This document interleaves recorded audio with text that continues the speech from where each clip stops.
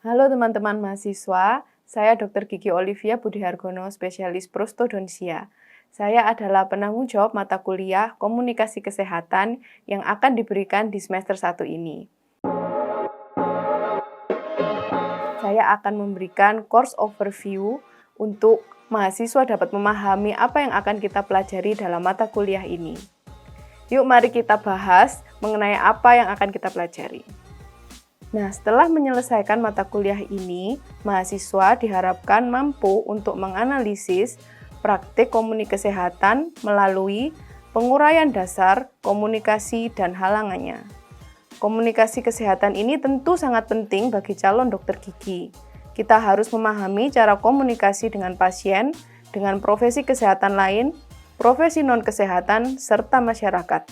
Yuk kita simak tahapan pembelajaran komunikasi ini. Pada modul pertama, kita akan mempelajari tentang dasar komunikasi. Hal-hal yang terkait di dalamnya adalah definisi, tujuan dan manfaat, psikologi komunikasi, dan barrier komunikasi. Modul ini akan kita pelajari pada minggu ke-1 hingga ke-3.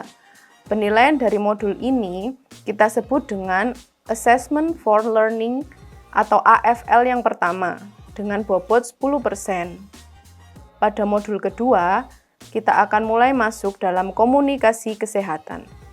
Diawali dengan komunikasi antara dokter dan pasien. Kita akan belajar tentang anamnesis, konseling, dan informed consent. Itu semua adalah hal yang akan dilakukan rutin oleh dokter saat bertemu dengan pasien di tempat praktik. Modul ini akan kita pelajari pada minggu ke-4 hingga ke-8. Penilaian dari modul ini kita sebut dengan AFL 2 dengan bobot 25%. Pada modul 3, kita mempelajari komunikasi dokter dengan cakupan area yang lebih luas lagi, yaitu komunikasi dokter dengan tenaga kesehatan lain, dokter dengan profesi non-tenaga kesehatan, dan dokter dengan masyarakat. Modul 3 ini akan disampaikan secara berkelompok dalam bentuk makalah dan presentasi. Modul ini berjalan pada minggu ke-9 sampai ke-12. Penilaian disebut dengan AFL 3 yang salah satunya diambil dari makalah dan presentasi tersebut. Bobot AFL 3 ini adalah 35%. Pengumpulan makalah akan dilakukan pada minggu ke-9. Modul terakhir kita akan menganalisis praktik komunikasi kesehatan menggunakan seluruh ilmu yang sudah kita peroleh dari modul-modul sebelumnya. Cara yang akan digunakan adalah menganalisis kasus secara berkelompok, lalu dipresentasikan. Selain itu, akan ada pengambilan nilai role play pada minggu ke-15. Skrip atau naskah role play tersebut harus dikumpulkan pada akhir minggu ke-12. Modul terakhir ini akan dinilai dalam bentuk ALP dengan bobot 30%. Mari kita bahas lebih lanjut mengenai penilaian di mata kuliah ini. AFL 1 adalah challenge mengenai komunikasi dasar. Dari bobot 10% ini diambil 50% dari penilaian kuis di minggu 1 dan 2, serta 50% dari laporan analisis kasus di minggu ketiga.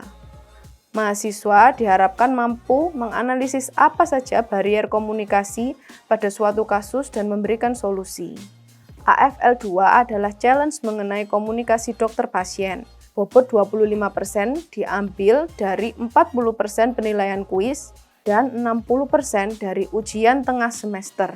Kuis berbentuk summary mengenai anamnesis, konseling, dan informed consent. Summary ini dikumpulkan di minggu ke-7.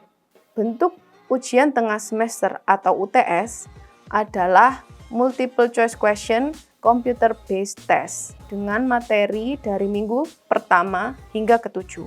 UTS ini dilaksanakan pada minggu ke-8.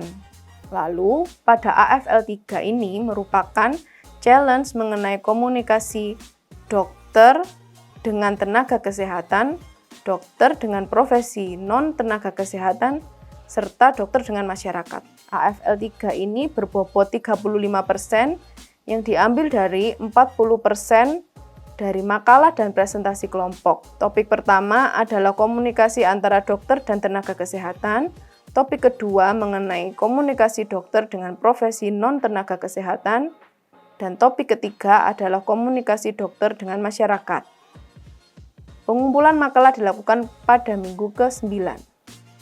Presentasi akan dilakukan semua pada minggu yang sesuai dengan topiknya, yaitu minggu ke-9 hingga 11. 60% lain dalam AFL 3 ini akan disumbang dari role play. Penilaian role play dilakukan secara berkelompok. Yang perlu diperhatikan, role play ini akan diambil nilai pada minggu ke-15. Mahasiswa akan memainkan peran sebagai dokter dan peran lain yaitu pasien, profesi lain, juga masyarakat yang harus mencerminkan mengenai komunikasi kesehatan secara keseluruhan. Walaupun role play dinilai lengkap pada minggu ke-15, skrip role play harus dikumpulkan pada akhir minggu ke-12. Challenge terakhir untuk mendapatkan nilai ALP berupa analisis praktek komunikasi kesehatan dengan bobot 30%. ALP ini didapatkan dari minggu ke-13 dan 14, mahasiswa akan disuguhkan kasus yang perlu dianalisis dan diberi solusi. Hasil analisis disajikan dalam bentuk presentasi berbobot 35%. Serta pada minggu ke-15, dilaksanakan pengambilan nilai role play. 65% lainnya akan disumbang dari ujian akhir semester atau UAS pada minggu ke-16. Bentuk UAS adalah Multiple Choice Question Computer Based Test dengan materi dari awal hingga akhir perkuliahan mata kuliah ini.